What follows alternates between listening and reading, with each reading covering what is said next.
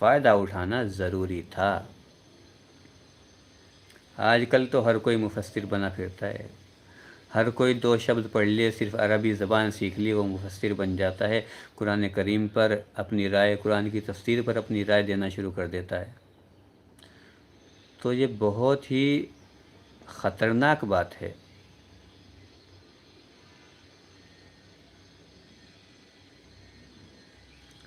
اب ظاہر ہے کہ صحابہ کرام رضوان اللہ علیہم اجمعین کو عربی زبان کی مہارت اور نزول وحی کا براہ راست مشاہدہ کرنے کے باوجود عالم قرآن بننے کے لیے باقاعدہ حضور سے تعلیم حاصل کرنے کی ضرورت تھی۔